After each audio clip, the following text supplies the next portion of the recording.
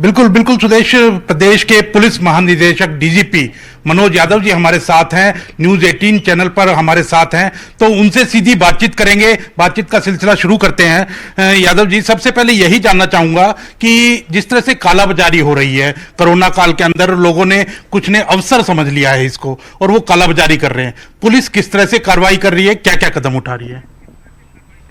ये हमने एंटिसिपेट किया था, क्योंकि हर समाज में ऐसे लोग होते हैं जो नर पिशाच के रूप में ऐसी मुसीबत की घड़ी में भी पैसा कमाना चाहते हैं, और उन्हें नहीं पता कि कल को शायद उन्हें ही कोरोना हो जाए और वही मृत्यु के शिकार हो जाएं। किसके लिए वो कमा रहे हैं? हमने 25 तारीख को हरियाणा की जनता को आपके माध्यम से, जो चैनल्स के माध्यम से, हमने 2 हेल्पलाइन नंबर जारी किए थे और ये सबको सूचना दी थी कि कोई भी कालाबाजारी की सूचना मिले तो आप तुरंत इस नंबर पे अलर्ट कर सकते हैं पुलिस को, और आपका नाम गुप्त रखा जाएगा। तो इसकी बहुत अच्छी रिस्पांस आई है। हमें हरियाणा के अलग अलग भागों से लगभग 25 लोगों ने इनपुट दिए कि भाई फलाना आदमी फलाने मोबाइल नंबर को लेके अमुक जगह से कालाबाजारी रेमडेसिविर इंजेक्शन की कर रहा है या ऑक्सीजन की। हमने वहाँ तुरंत पुलिसकर्मियों को भेजा और वो ग्राहक बन के गए, उसको ट्रैप किया, फिर उसको गिरफ्तार किया। जो सिलेंडर बरामद हुए, हमने 1200 से अधिक सिलेंडर अभी डिस्ट्रिक्ट मजिस्ट्रेट और सिविल सर्जन्स को दिए हैं ताकि ज़रूरतमंदों के काम आए, और हमने उसमें लोगों को करीब 16 लोगों को गिरफ्तार किया है। रेमडेसिविर की जो कालाबाजारी है उसमें हमने 13-14 मुकदमे दर्ज किए हैं और उसमें लगभग 21 लोगों को गिरफ्तार किया है और 150 से अधिक इंजेक्शन बरामद किए हैं। ये कार्रवाई इसलिए ज़रूरी है क्योंकि आम जनता को जो ठगी जा रही है, उनको ये लगे कि सरकार है, प्रशासन है और गलत लोगों के खिलाफ कार्रवाई हो रही है, और जो सोच रहे हैं पैसा कमाने की, इसके माध्यम से वो तुरंत डिस्करेज हो जाए और उनको एहसास हो कि वो जेल की सलाखों के पीछे भी जा सकते हैं। पुलिस ने एक और अच्छा कदम उठाया, कहीं ना कहीं ये सराहनीय कदम कहा जाएगा, कि जो 112 की आपकी गाड़ियां थी वो आपने जिलों में भेजी है। क्या उसके पीछे मोटिव रहा है, क्या सोच रही है? देखिए, हमें जो मेन प्रेरणा इसके लिए हमारे माननीय गृह मंत्री श्री अनिल विज से मिली। उन्होंने ये बताया कि भाई ये गाड़ियाँ खड़ी हुई हैं और लोग परेशान हैं, गाड़ियों की कमी है एम्बुलेंस की। तो हमने फिर उनके सुझाव पे अमल करते हुए हर ज़िले में 20 इनोवा गाड़ियाँ हमने फैसला किया कि वहाँ के सिविल सर्जन और डिस्ट्रिक्ट मजिस्ट्रेट को उपलब्ध कराई जाएंगी। उनके पास कोई भी 108 नंबर पे यदि कॉल आती है और एम्बुलेंस कोई गरीब आदमी मांगता है जो अफोर्ड नहीं कर सकता, तो उसको तुरंत सरकार की तरफ से फ्री एम्बुलेंस दी जाए। तो ये हमारी इस जो 440 गाड़ियाँ पहुँचनी हैं, जिनमें से अभी 250 गाड़ियाँ पहुँच चुकी हैं और संडे इवनिंग तक सारी गाड़ी पहुँच जाएंगी, और इन गाड़ियों ने अपनी कार्रवाई शुरू कर दी है। कहीं ना कहीं एम्बुलेंस की जो कालाबाजारी हो रही थी कि एक एम्बुलेंस वाले 20-20 हजार रुपए वसूल रहे थे, कहीं ना कहीं उस पर रोक लगेगी? हाँ, रोक लगेगी, क्योंकि ये डिमांड और सप्लाई का मामला है। अब जैसे ऑक्सीजन बहुत आ जाएगी तो ऑक्सीजन की कालाबाजारी खत्म हो जाएगी।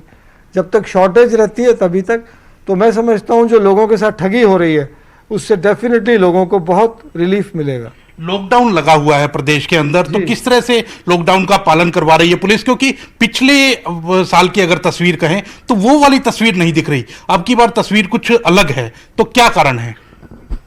देखिए, पिछली बार का जो लॉकडाउन था, जो 23 मार्च को लगा था, वो भारत के इतिहास में पहली बार लगा था और लोगों को जानकारी भी नहीं थी, एक्सपीरियंस भी नहीं था।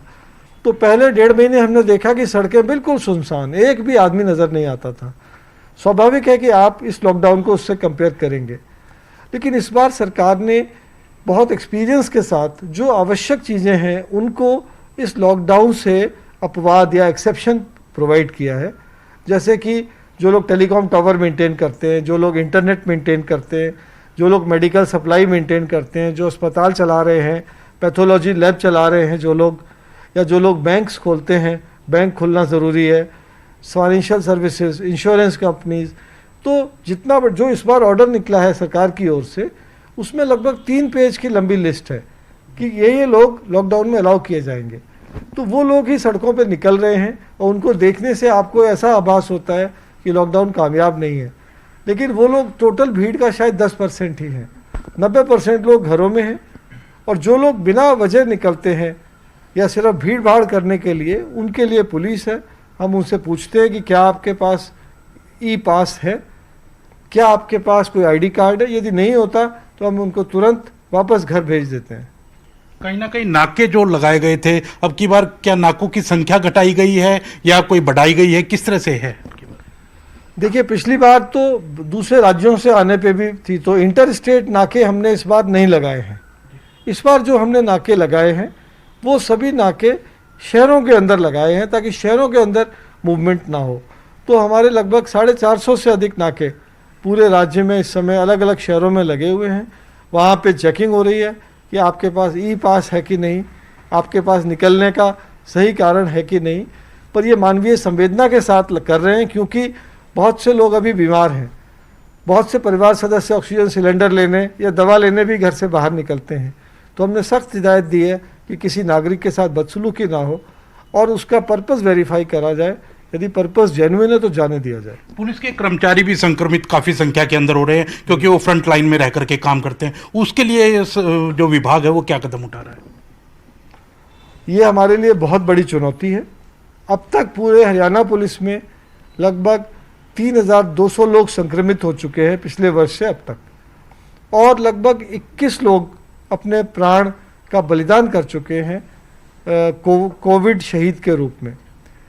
तो ये हमारे लिए सबसे बड़ा चैलेंज ये है कि जब पुलिस सबसे ज़्यादा एक्सपोज्ड रहती है, क्योंकि कंटेनमेंट जोन्स में पुलिस डिप्लॉयड है, हॉस्पिटल्स के ऊपर पुलिस का डिप्लॉयमेंट है, और आम बैरिकेड पे भी आम जनता के साथ, प्लस अपराध भी हो रहा है।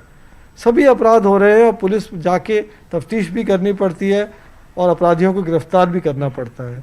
यदि आपराधिक